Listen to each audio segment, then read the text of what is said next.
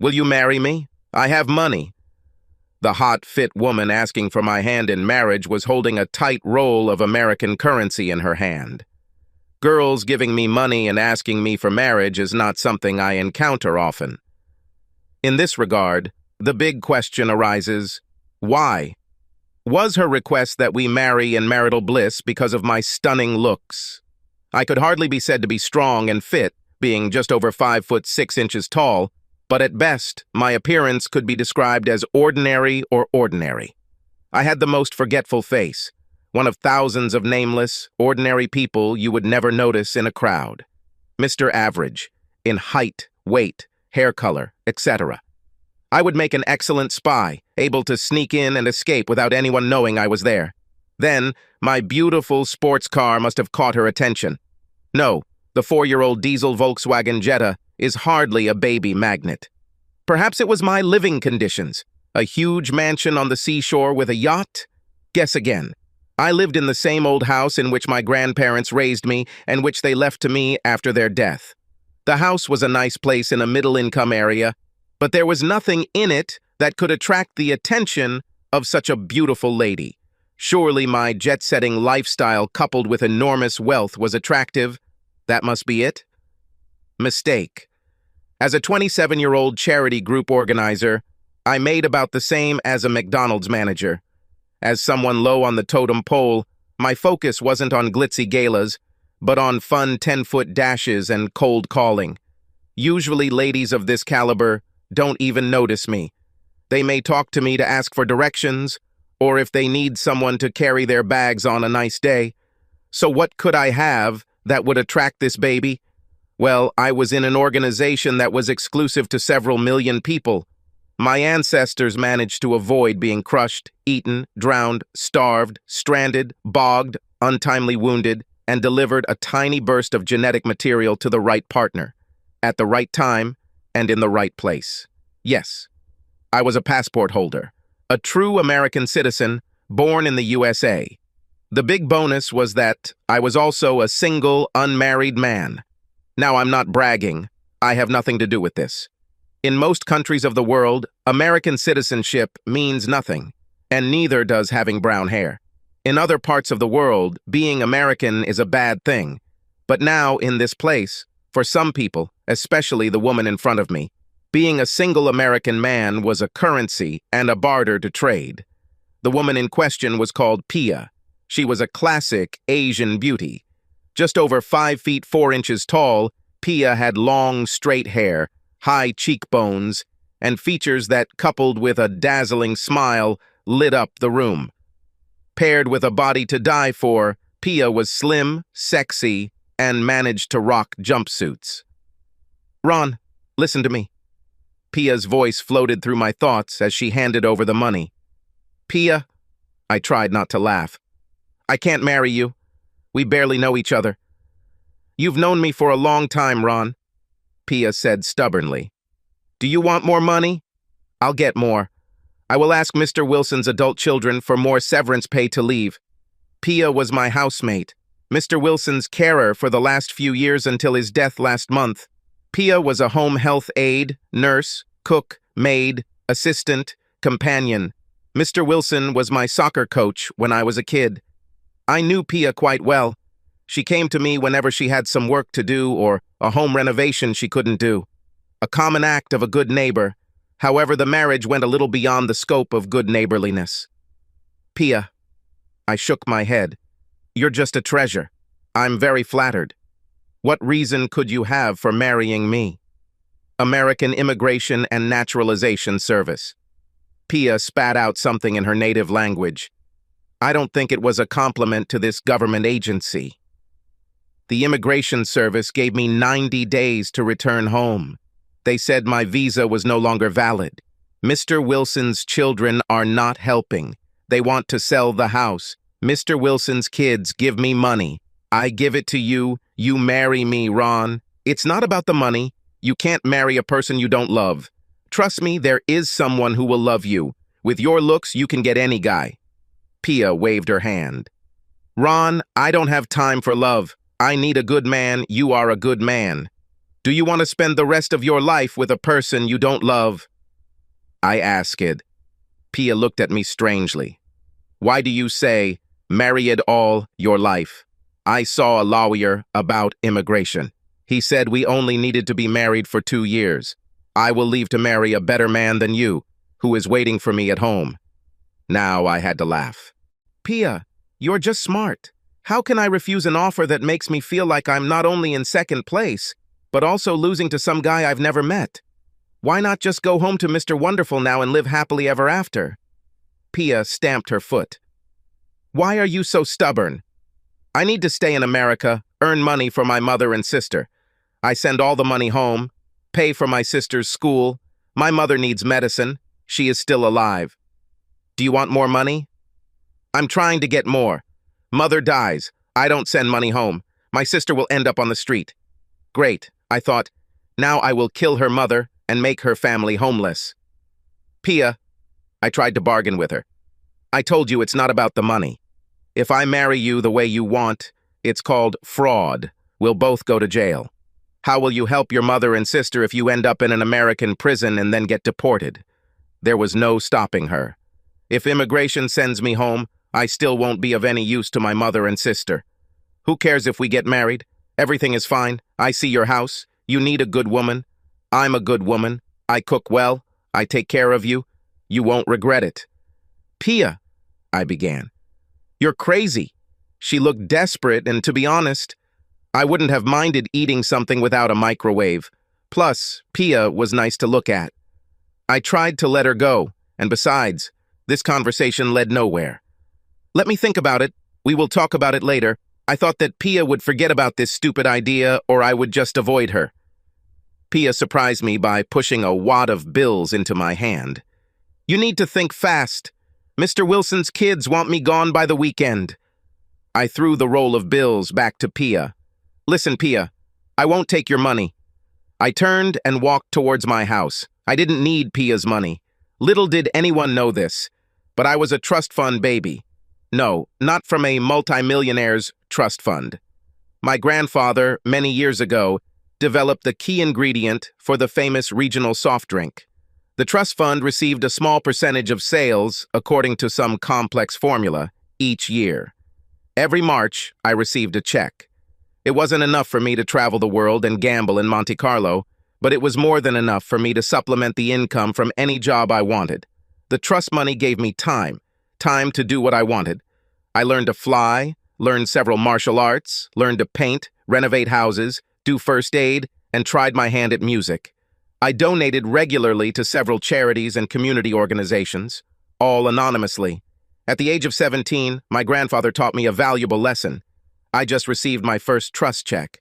Naturally, this was a down payment on a new expensive car, parties with girls and drinks. In the 3rd month of my drunken sailor spending, my grandfather froze my bank account and took my car. It was a sobering experience to see my friends disappear like snowflakes on a warm sidewalk. I didn't tell anyone else about my trust and lived within my means. I was amazed at the human nature of people, especially women. Girls would swoon over some guy who had a fancy car and credit cards, and I couldn't get service from a pretty bank teller until she discovered I had over 6 figures in my account. I have yet to meet a girl for whom form is not more important than function. Because of my lifestyle, several girlfriends left me. Often, after several dates, I was told, "Ron, you're a good guy, but you have such an ordinary loser's job. You're not going anywhere. I deserve better." I was okay with sex. I never had to pay for it, but while I was looking for Miss Right, they were all looking for Mr. Right Now, or a guy who could, as one popular movie said, show me the money. One-night stands are fun, but they're outdated. It seemed impossible to find a single member of the opposite sex who was not superficial. The next morning, Pia showed up at my doorstep with several suitcases and boxes. I watched in amazement as Pia stacked her things in my living room. "Ron?" Pia said, between steps from the porch to the living room. "I'll stay here while you think. You will see that life is much better with me as your wife." "Damn it, Pia," I began and looked at my watch. I was late for an important meeting. You can't stay here. Don't do anything until I return in the evening. Yes, Ron, yes, Pia replied, ignoring me. You go to work, we say when you return. Go now. She pushed me out the door. That evening, I came home with a speech planned out. I had to be firm, but soft. Pia can stay for a few days, but not get married. I'll ask the lawyers who manage my trust fund if they could consider helping Pia with her visa, but that's it. When I walked through the door, something changed. It took me a few seconds, but I caught it. The house was spotlessly clean. I mean, I'm not a slob, but this was the cleanest house since my grandmother died. In addition, there was a wonderful smell coming from the kitchen. Pia magically appeared, holding a wooden spoon. It's good that you're home. Pia came up and kissed my stunned face. I didn't find a rice cooker in the kitchen. I took Mr. Wilson's rice cooker. He's dead. He doesn't need a rice cooker. Where's your rice cooker? Pia waved her spoon at me. I managed to make my lips even bigger. I don't have a rice cooker. I should have Uncle Ben's instant rice in the cupboard. Boil water and throw a bag of rice into it for 2 minutes. Bingo! You have rice. Pia looked shocked. Ron, this is not rice. You need a rice cooker. Pia pointed with a spoon. You go and get yourself in order. Food will be on the table. Hurry up. The food is getting cold. It smelled good. There's no reason why my speech couldn't wait until after dinner. Another surprise awaited me in the bedroom. I opened the dresser drawer. The socks were neatly folded, even linned up. But something was wrong. I took a pair of socks and underwear. Damn Pia, she ruined my socks and underwear. Dinner was excellent, some kind of fish on a bed of boiled rice with salad. The dessert was excellent, a fruit cocktail like I've never seen before. Pia kept asking me about my day, and I realized that I liked talking to her. Pia seemed to understand the people I was working with and offered ideas I had never thought of about the clients and problems I was describing. Pia even told some funny stories that created a good mood at the table. Well, now is the right time. I could have ended this and started my speech, but Pia interrupted me. Ron will have time to talk later, but now go for a walk outside. Not fat, good for health. That's right, Pia, I said. Let's go enjoy this wonderful evening. You go, Pia objected. I'll clean up the kitchen first. I enjoyed my walk around the block. Pia joined me, we chatted and walked around nicely. It was a nice feeling. I didn't want to spoil the mood. Deciding that I would clarify the situation with Pia in the morning, we headed back to my house. Later that evening, I climbed into bed, and Pia was in the hall shower singing. She had a musical voice with an almost perfect pitch. I decided that Pia would sleep in one of the 3 available bedrooms.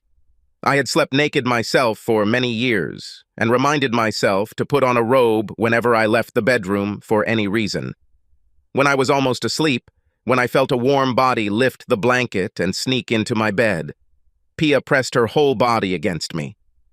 Since I'm a guy, you can guess my first reaction to seeing tight female curves squirming against my rapidly awakening areas. Pia. I started trying to turn away, hiding my erection. There are 3 more bedrooms. I can move if you want to sleep here. Silly Ron, Pia said, licking my ear. No other bed has what this one has. With that, Pia dove under the covers, fulfilling my fantasy since the day I first saw her. Only Pia in real life was much better than all my fantasies. It wasn't the quick thank you for dinner and date that I was used to from previous women. Pia teased me that if they gave out medals, Pia would get a gold and a silver. She never let me please her, but I slept soundly with the biggest smile on my face. The next morning, I was able to cross one item off my bucket list. This point was waking up with pleasure. The mornings kept getting better. No cold cornflakes for me. Pia peeled fresh fruit while she baked some pastries. I never got to give my speech to Pia. I barely made it to work on time. I lasted 4 days before Pia and I were married in a civil ceremony at the courthouse. Before you think I've drained all the blood from my brain, I hired a trust-recommended law firm to draft a prenuptial agreement.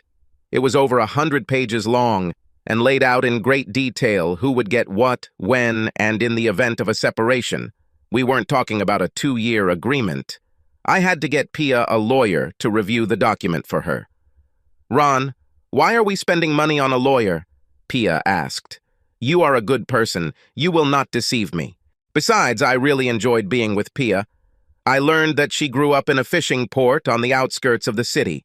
Her father disappeared one day at sea, leaving behind her mother, Pia, and her little sister. Mom was determined to achieve success for her daughters.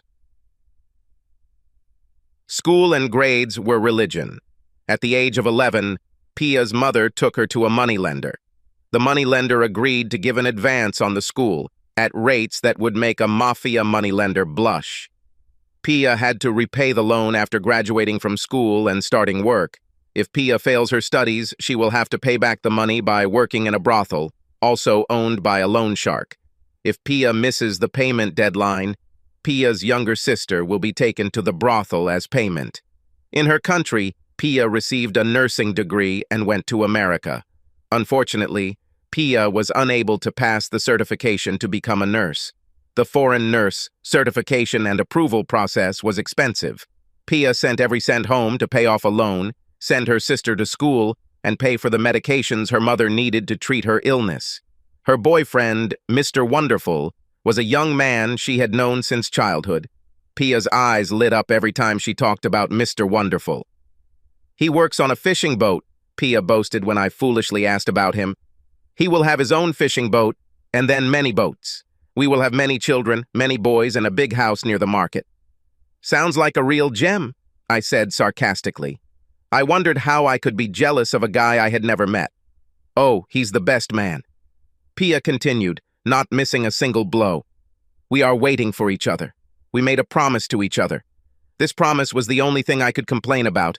Otherwise, I was living in a beer commercial and Pia was the wife of my dreams, at least for a while. But it is human nature to covet what we see, but cannot have. Pia was hardworking and outside the home. No grass grew under her feet. When she wasn't working as a house help, Pia did anything, to make money. Pseudo-Mary Kay cosmetics, Tupperware parties, selling jewelry, and money changers. If it was possible to make money from it, Pia did it. Pia also bargained better than any Turkish horse trader. The only money Pia took from me was the money I gave her for food. Pia drove her little car to the farmer's or fish market. No grocery stores with high prices and junk for us. Upon returning, Pia's car was filled with fresh food. Pia always brought change from her grocery trips. I don't think the woman slept more than 4 hours a night. I never saw her buy anything new for herself, but Pia scoured flea markets and thrift stores, coming up with outfits that made her look even more beautiful. We had a joke that I had never seen Pia looking bad or not wearing makeup. Every morning, Pia got up before me and did her makeup and hair. Several times, I even set the alarm at an odd hour, trying to catch Pia with bed hair or with light eyes. This never happened. And yet, Pia was full of surprises. One day after yet another award-winning below-the-belt pleasure, I just had to ask. "Pia," I began, lying on the bed with a wide smile on my face. "How did you get so good at this?" I put my finger to her lips. "Are you and Mr. Wonderful at home? Or American boyfriends?" Pia pressed herself close to me. "No, never," answered Pia. "I'm a good girl. I had never kissed a man until I came to America. I don't have boyfriends. Mr. Wilson showed me how it's done. I sat up straight in bed." "Mr. Wilson?" I stuttered. "Our deceased neighbor. Damn. You kept an eye on that old bastard in his dying days, and this is how he repays you." I was furious. How could my old football coach take advantage of a young, respectable girl like that? What an asshole. It's a good thing he was dead, otherwise I would have killed him. "Pia, did that old bastard force you?" Pia looked at me in confusion. "Why are you angry?" Pia stroked my stomach. "Mr. Wilson didn't force me to do anything. I did this to avoid being beaten by Mr. Wilson." "Pia, what the hell are you talking about?" Now I was confused. "Are you listening?" Pia continued to rub me. "Mr. Wilson was sometimes sick, but he was still a man. After his wife died, he was lonely and in need. Mr. Wilson went around and found bad women on the street and in the newspapers. Not often, but sometimes. Then Mr. Wilson was beaten up twice by different bad ladies and he lost all the money in his wallet. Pia moved the blankets on the bed. I didn't want Mr. Wilson to get hurt, but I knew Mr. Wilson was still a man. I watched the video and saw how much pleasure they give. Mr. Wilson fought me. For the first time. He made me stop, kicked me out of the room, told me he would fire me if I tried this again. I knew it wasn't true. I caught Mr. Wilson sleeping in bed. He was happy. I finished before he woke up. Mr. Wilson was still angry and scolded me, but he didn't fight anymore. I asked what he wanted and we argued for a long time, but he didn't say any more. But in the end, Mr. Wilson remained a man, and I protected him from all the bad women and beatings. Jesus Christ, Pia, I said, rubbing my chin. I hope this wasn't in your original job description. Then a thought occurred to me. You don't ensure the safety of other men by working as a housewife or other jobs? Pia wrinkled her brow in surprise. I am a wife, and I give you pleasure only as long as I am a wife. I don't do anything for anyone except my husband. Pia was so focused that her face looked absolutely wonderful, and I started laughing in spite of myself. Maybe Wilson was an old horned goat, but I knew that I couldn't hold out for long against the determined Pia. Perhaps it was a sham marriage, but for pizza's sake, I tried to keep up appearances. Pia was well connected to various Asian communities. Every weekend she had a wedding, baptism, anniversary, birthday, or other party. Pia elevated networking to a high art. She seemed to know everyone and everything that was going on. But I liked something else. People and their attitude to business. They didn't live to work, they worked to live. I mean, they worked a lot. No doubt most of them had more than one job. However, they put family and friends first. Not career advancement or the corporate rat race. I had more fun with Pia at a backyard party than at some fancy gala. No one cared about your jewelry or the car you arrived in. They were just glad you came. I'll miss this when Pia and I go our separate ways. Our 2-year agreement was coming to an end. With less than 2 months left, I quietly asked my lawyers to prepare the divorce papers. Even though the prenuptial agreement did not give Pia anything, I included a good amount for her in it. She will only find out about this after we break up. Pia was a proud lady, bearing half of the household expenses. Pia wouldn't let me return her money. At first, I tried to secretly return the money to Pia's purse. However, Pia always knew down to the penny how much money she had, so it didn't work. I resorted to the lie that the house expenses were small, but Pia found the utility bills and insisted on paying her share. I ended up taking the money Pia gave me and putting it into an account so I could give it back to her after the divorce. I also did things like fill up her car with the 5 gallons of gas I kept in the garage. Pia never noticed that her car got better mileage than an all-electric hybrid. I was also able to convince Pia that I had a friend who owed me a favor, so I was able to put new tires on her car and rebuild her car from the gas tank to the transmission, without complaint. The only thing that didn't sit well with Pia was that every couple of weeks, I would come home with gift cards that were accidentally left over from a charity event. Yes, it was a little white lie, but I was really starting to love Pia and was ready to do anything to see her smile. Pia had a temporary green card, which gave her resident alien status. When Pia suddenly began to get nervous and act out of sorts, I attributed it to the upcoming separation. Over the past few days, Pia has been dressing better than usual, cooking my favorite meals, even increasing our activities in the bedroom. Ron, Pia began at dinner, sitting across the table from me. I need one more favor from you. Okay, Pia, I replied. Tell me what you need. I need to bring my mother and sister to America, Pia said hastily. The lawyer told me that my money is not enough to, as you say, sponsor my mother and sister. We filed our income tax return as estranged spouses. Most of Pia's work and income were in cash. Pia, in a heartbeat, would give any friend dollars for a dress for her daughter at church, or for a wedding reception, or for any other request. but Pia hated giving money to some government machine that she did not know and did not trust. Pia, I laughed at her. I told you that unreported income would come back to bite you on your sweet ass one day. What do you want me to do about it? Why should I give money to thieving politicians? Pia held the same opinion about government officials that all people in the world share. They say I need money from your work to sponsor my mother and sister. If we are going to get divorced in a few weeks, then my declared income from work will not bring you any benefit then. Ron, Pia looked down, nervously picking at her food. We must remain married until my mother and sister come to America. This is a turn of events, Pia. I was a little taken aback. What time period are we talking about? Not long, Ron.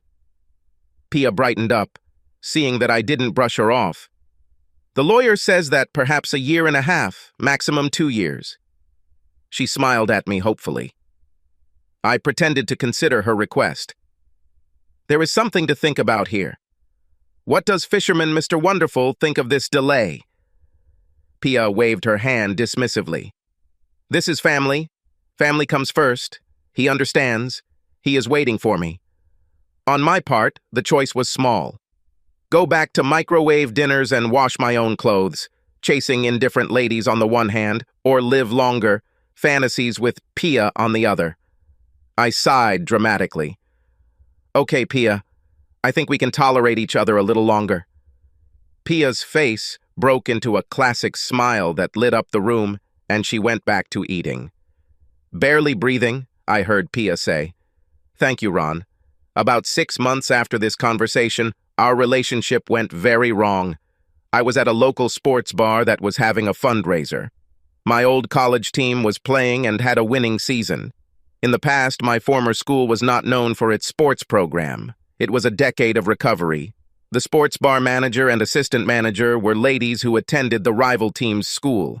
In the bar, bets were made on drinks, and patrons took sides. Drinks and money were gambled on every aspect of the competition to be donated to charity. I'm not a big drinker. A beer or glass of wine with dinner was my limit. After a few drinks, I remember locking my lips with one of the girls after an exciting game on the bar TV, but that was it, until I woke up in my bed with a major league hangover. Ron, wake up. Pia shook me. Her words seemed to ring in my head like little hammers. Damn it, Pia. I tried to cover my head with a pillow. I'm the walking dead. Can't you leave me alone? We're going, Ron. Take your car. I have a lot of things to do today. Pia took the pillow off my head. She handed me a glass of water and an aspirin. Pia didn't look happy. After I stumbled out of the shower, Pia put me in her car to take me to the sports bar to pick up my car. Pia was unusually taciturn. Finally, halfway to her destination, Pia unloaded. Ron, why do you behave badly with bad girls? Pia began. I'm losing face. I come for you. Find you drunk with bad girls, tied up like 2 snakes in mating season. I was in no mood to talk. Leave it. It's part of my job to be at such events. You know it. It's not part of the job to put your wife in a bad light, to lose face. Pia spat. Are you talking about losing face? I objected. What about how you light up and then run through the air for days after you receive a letter from Mr. Wonderful Fisherman? How do you think I feel after this? I know that you keep all his letters in a box and reread them. Is this how a wife behaves? Ron, it's different, Pia replied, but slowed down a little. I make sure you are never around when I read letters. I never let you lose face. I am your wife. What you did is not the same. I am not happy. If you're not happy, you should think about another job. Try selling oranges on the freeway. My head still hurts. Besides, you are my wife in name only. The rest of you belong to Mr. Wonderful Fisherman at home. Pia looked straight ahead while driving. Ron, are you saying that I don't make you happy? You always seem happy with what we do. We were in a sports bar. I was looking in my pocket for my car keys. I wasn't in the best mood. Look, Pia, you really make me happy most of the time, but this 2-year drought is the longest I've gone without real sex. And by real sex, I mean intercourse, not something you do. Pia didn't answer me as I slipped out of her car and slammed the door. The next day, the electricity was cut off in our office. We were all released from work early and sent home. As I approached the house, I was surprised to see Pia's car. Thought she had a home care job today. As I walked up the stairs to my bedroom, I heard sounds that made my heart sink. They were muffled, but they were the unmistakable sounds of sex. The feminine sounds were ones that Pia had never made for me. Pia even turned on the music, and I felt uneasy. I stopped at the bedroom door. Did I want to come in? We were married in name only.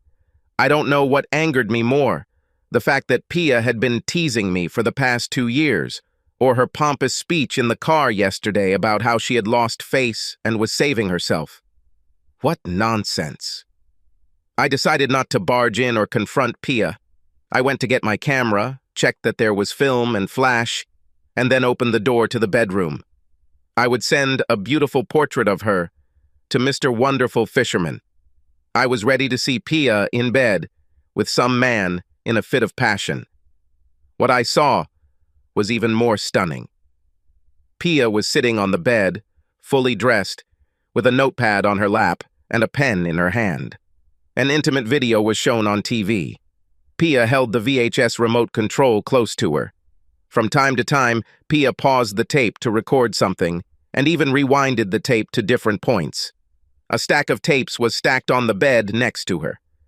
Pia was sitting with her back to the door, so she didn't see me. After a moment, I quietly closed the door. Now I was really puzzled. What the hell is Pia doing now? I thought. Whatever it is, I better wait to find out. I walked down the stairs and out the front door. What Pia had in mind didn't take me long.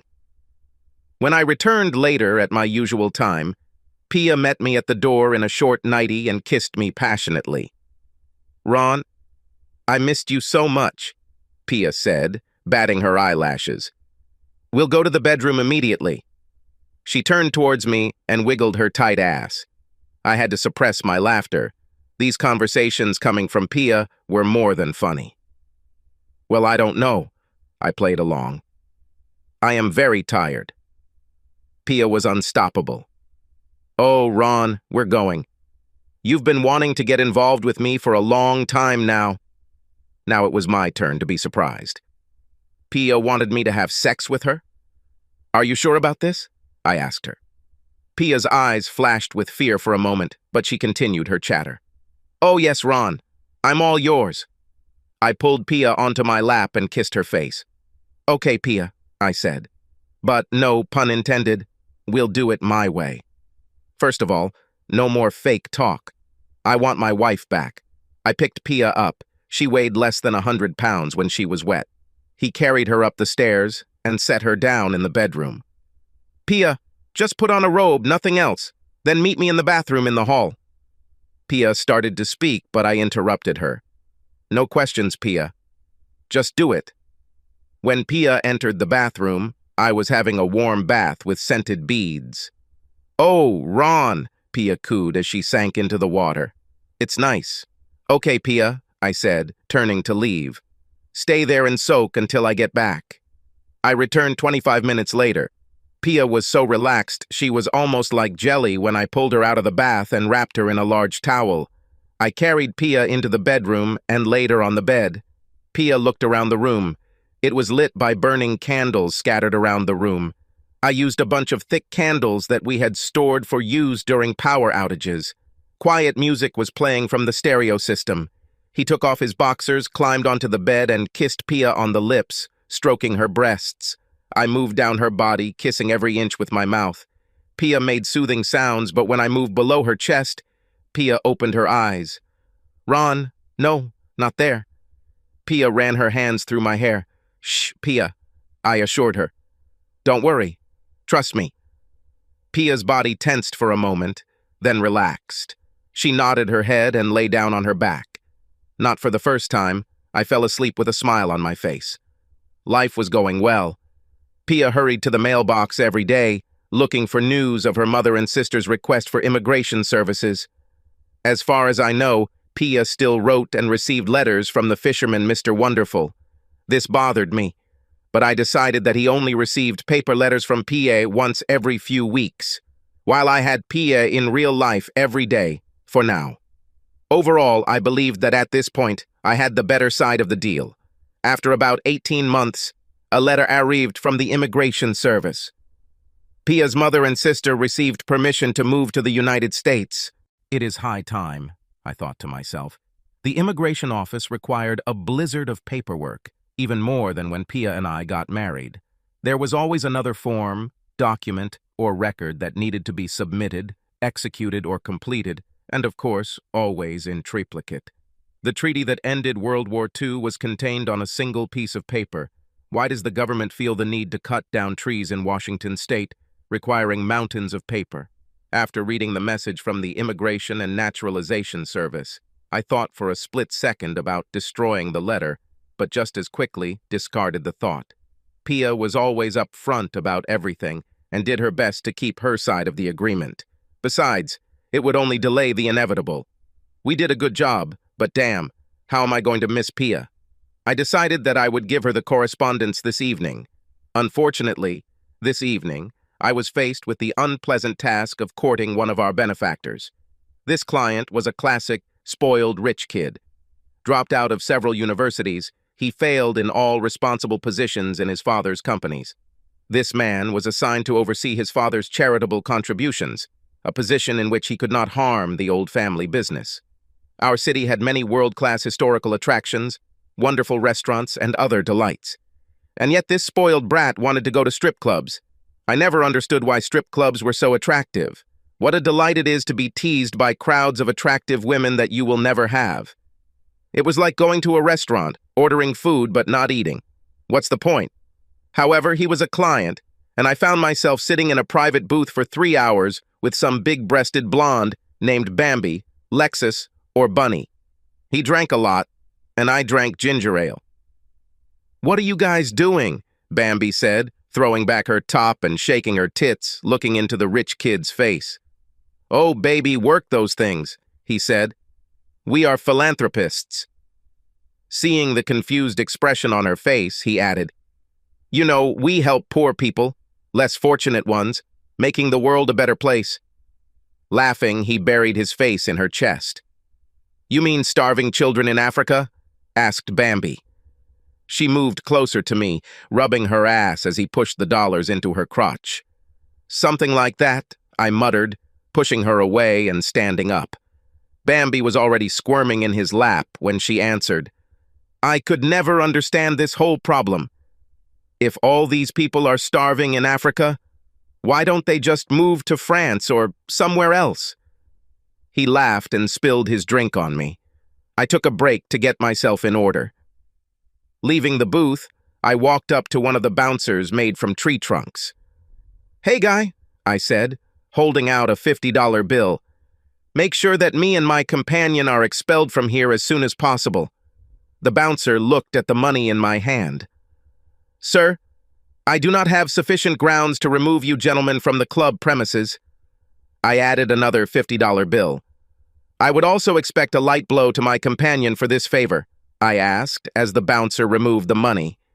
We were quickly kicked out and ended up lying in a heap in the alley behind the club after being thrown out the back door like homeless people. I was dirty, but unharmed. My companion laughed loudly. "Ron, damn it," he said, standing up. "I haven't had this much fun since New Orleans." "You're my type of guy.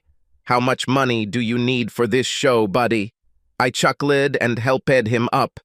"Come with me. I have papers in the car that you can sign right now." Entering the door, I found that Pia was waiting for me. When Pia kissed me on the cheek, I saw that she wrinkled her nose. I reeked of booze and cheap perfume. "Ron, why do you smell like a brothel?" said Pia. "Pia, I had to take a client to some stupid striptease. Dumbass spilled his drink on me." Pia looked at me warily. "You don't hang out with nasty ladies?" "Of course not, Pia," I answered, starting to walk towards the steps. I could tell Pia was doubtful.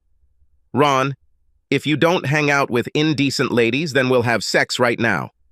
"You have to let me give you pleasure," Pia exclaimed, pulling me onto the sofa and then began to undo my belt and zipper. I pushed her hands away, laughing as I did so. "Wait, I have something for you." I took the INS letter out of my jacket pocket. Pia could not tear herself away from her attempts to remove my trousers. I gave in when Pia pulled my panties down. "Okay, Pia, you win. I think you can wait to see the letter about your sister and mother from immigration later." I waved the letter in front of her face. Pia froze for a second, then snatched the letter from my hands and jumped up from the couch, scanning the immigration letter. "Ron, this is good news. Mom and sister can come to America." Pia clapped her hands. "I'll call my mom right away. We'll get ready." The phone call to Pia's mother took several hours. Operators, country codes, city codes, international lines, and waiting. It was a more complex operation than launching the space shuttle. I was still sitting on the couch. My pants were halfway down. "Hey, Pia," I called, pointing to my bare penis. "What about our pleasure? What about your crazy desire for me?" Pia did not pay any attention to this and galloped up the stairs. "Ron, you are big and strong. I have a lot to do right now. We'll have fun later today." With these words, Pia disappeared into our bedroom. It was nice to see Pia so happy. Trying not to laugh, I pulled on my pants and stood up from the couch. While Pia handled the logistics and filled out the countless forms and paperwork needed for the final steps to bring her mother and sister to America, I asked my lawyer to bring up our divorce papers. I was wondering if Pia was checking out apartments all over the city to move into after our divorce. I didn't know how much time was left before she left, so I didn't ask. In the days leading up to the arrival of her mother and sister, Pia was like a whirlwind. I don't think she slept at all. The house was washed from top to bottom. It was cleaner than a surgical operating room. Pia prepared a huge amount of their favorite food. I teased Pia that if more than one of her mother or sisters came, it would be due to the amount of food that was stocked in our refrigerator. The day finally arrived, and we met Pia's mother and sister at the airport. I've seen their photographs, but in real life, they were completely different. Pia's mom was an older version of Pia. Mom spoke good English and was quiet but firm. Sister Pia had an unpronounceable name and asked to be called Lucy. There is no doubt that Pia and Lucy were related. However, while Pia was beautiful, Lucy was taller, like a larger version of an Asian doll that would take your breath away. Lucy had the kind of appearance that made men stop and stare when she walked past. What surprised me the most was when Lucy first spoke. "Hey, Ron, nice to meet you," Lucy said in a slight West Texas accent. It appears that Lucy and her friend grew up watching bootleg VHS tapes of old American TV shows. Lucy's favorites were Dallas and Dynasty. She and her friends spent hours in front of the mirror and with each other after each episode, practicing speaking like the characters in those series. Lucy watched all the seasons and knew every actor. Lucy studied their speech with monastic devotion. The voice of Alexis Carrington from Dynasty coming out of Lucy's mouth was so stunning that I was speechless. Lucy looked at me with slight panic in her eyes. "Ron, darling, are you okay? Am I saying that wrong?" "No.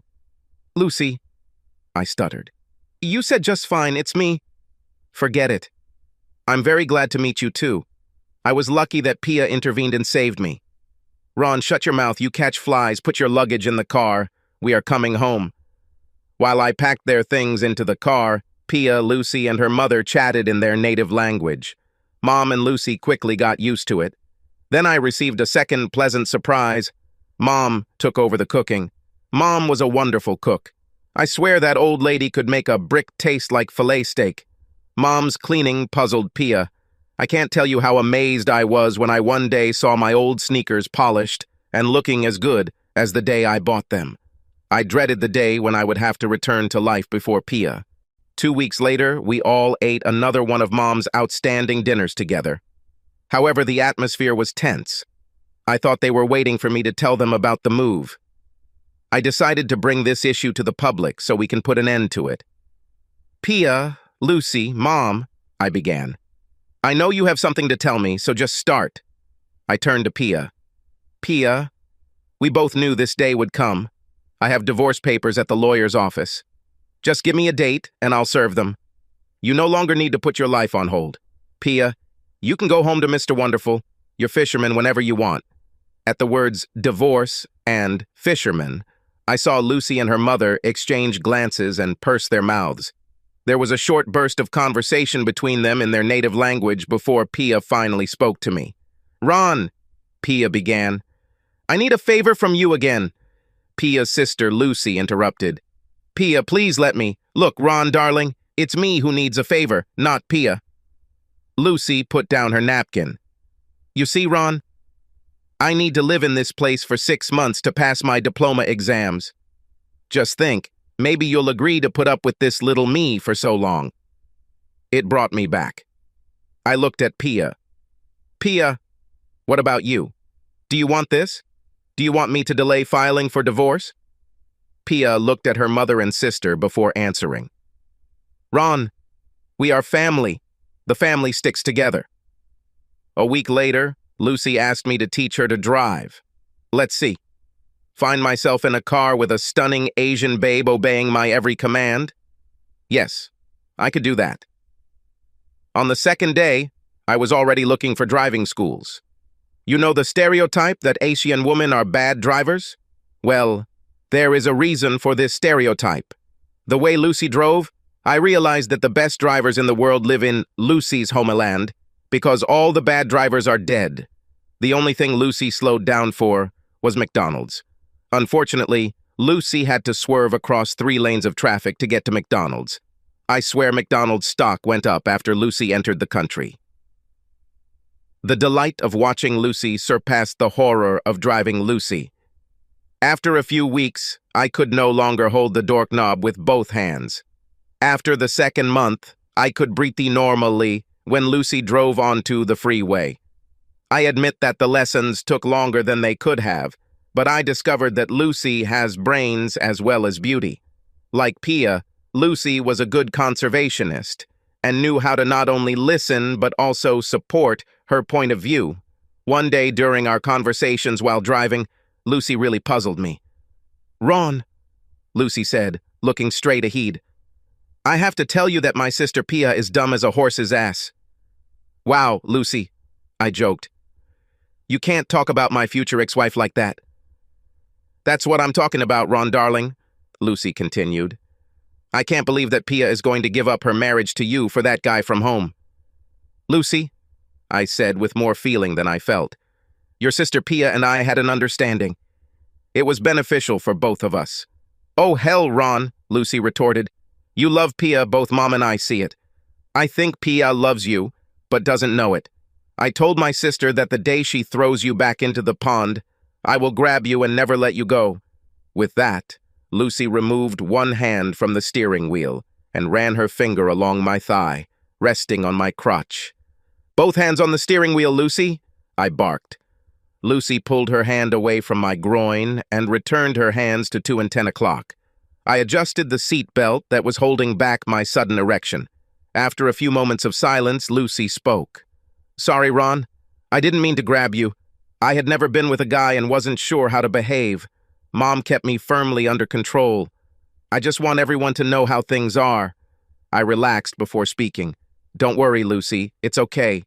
Tell me how Pia took your claim of ownership. I don't think she cares. After all, she has Mr. Wonderful Fisherman at home." Lucy looked visibly relieved. "Ron, honey, my sister Pia freaked out when I told her I was coming for you. Pia acted as if I was going to take her virginity. We quarreled a lot. My mother even intervened. I was a little confused. Why does Pia care? I'm surprised she cares. Pia yearned for her fisherman at home, like a man dying of hunger yearns for food." Lucy clenched her jaw. "If I tell you something, you have to promise not to tell Pia." "I can't do this, Lucy. Your sister Pia is still my wife. I don't hide anything from her." Lucy's jaw dropped again. "Damn it, Ron. Then I can't tell you everything." We drove on for some time without saying anything. Finally, my curiosity got the better of me. "Fine. I promise not to tell Pia." "Now give it up," I said. Lucy pulled the car into the parking lot and obediently backed up, just as I had taught her. Ron, my sister Pia's boyfriend, returned home. A fisherman guy. He already has 2 children from 2 different women. They don't even know about each other. A damn sailor who has a girlfriend in every port. I had to laugh. Wow, Lucy, this is big news. But you have to tell your sister it's not fair to her. Lucy turned off the car. Nobody knows anything about this, not even my mother. Plus, to make matters worse, the guy Pia wants to spend the rest of her life with. He doesn't mind spending a long night away from home on a boat full of guys. He is very popular among other fishermen. I slammed the dashboard with both hands. Lucy, are you saying that he's gay? Play for both teams? This is too much. I stopped and thought for a moment. Lucy, you have to tell Pia. You can't hide this from her. Is this just gossip, or do you have proof? Lucy paused before answering. I was doing an internship at a hospital when he brought a girl with a child. The child looked like him. He gave his name as his father. A month later, I was in another hospital. The same thing, but a different girl and child. I asked around. The girls live with their parents, and when he's not on a fishing boat, he lives in one house or another. Lucy turned away from me. About the guy. He's not gay. He's just... Men are men, and they use what they can. There are no women on the fishing boat. He doesn't seem to mind. There are guys like him on every ship. That's common knowledge. Lucy shrugged. Lucy, I looked straight at her. You should tell your sister Pia. No, Ron. Pia won't believe me. She is very stubborn. She still sees him as her sweetheart from her school days. It was a long time ago. Lucy stopped. She seemed to be lost in thought. After a while, Lucy spoke again. Ron, I changed my mind. You can tell Pia if you want. Lucy started the car and started driving home. I was deep in thought. Should I tell Pia? Will she believe me? And if he believes, what will it mean? A light bulb went on in my head. Finally, I admitted to myself that I loved Pia, but I needed her to love me back. If I tell Pia about the fisherman Mr. Wonderful, Pia might stay with me, but only because I was a backup option. I know it sounds selfish, but I had to be number 1 in her mind if we wanted to be together. On the other hand, Lucy and I became quite close, and Lucy admitted that she had feelings for me. Maybe I should let Pia go, or is it just a case of the grass being always greener on the other side? The drive home was long, and Lucy and I didn't speak. Eventually, I came up with a plan. He was giving me what I thought was a win-win opportunity. I won't tell Pia what I know about her, Mr. Wonderful Fisherman. This would give Pia more time before we parted ways. If it's true that Pia loves me, I wanted to hear it from Pia. That's how I know she chose me and not Mr. Wonderful. If Pia still wanted a divorce, I would let her go and bet on her sister Lucy. I would tell Pia what I knew about Wonderful Mr. after we broke up. Then Pia herself will decide what to do. But I will not be in sight, and she will not be able to return to me. For the first time in a long time, I felt calm as we pulled into the driveway. I don't remember the house being this happy since my grandparents died. Lucy studied and spent a lot of time with me. Mom kept the house in a condition that would please a Marine camp sergeant, and the food made me fight to keep from gaining weight. Pia and I continued to grow closer. I caught her eye when she thought I wasn't looking, but I couldn't figure out what she was thinking. Was she preparing to move? Has she thought about her future life at home? Our relationship in the bedroom continued, and this did not give me any clues. The dinners were a great time, and I enjoyed lively conversations with the 3 ladies. Parties and weekend events were double the fun with Pia, Lucy, and their mom. There was little I could do, so I waited for Pia's sister Lucy to finish her test and asked my lawyer to prepare the divorce papers. Everything depended on Pia's next move. On the day of Lucy's big test, Pia was at home. Mom went shopping, and I worked from my office. Pia was upstairs in the bedroom, and I was downstairs. Pia came to the office and asked me to go to the bedroom. I thought I saw tears in her eyes. This must be the end, I thought. Big kiss. I figured Pia had waited until we were alone so I could save face. When I entered the bedroom, Pia was sitting on the bed. She was still beautiful, but she looked tired. On the bed next to her was an envelope addressed to Mr. Wonderful Fisherman. This was strange because Pia always tried to prevent me from seeing her read or write these letters. I sometimes received mail, so these letters were not a secret. I even knew in which box Pia kept her letters. It was an open secret. Pia would tell me what was in the letter, or what she wrote if I asked. Now, looking back, I see that I first began to have real feelings for Pia when I stopped asking what was in the letters. "Ron," Pia began, taking a deep breath. "I told him," Pia pointed to the letter on her bed, "I don't want to be his wife. I wish him good luck and good luck in his future and throw away all the old letters. I'm your wife if you want." "Why, Pia?" I asked. "Why now? What changed?" "Nothing changed. You changed me.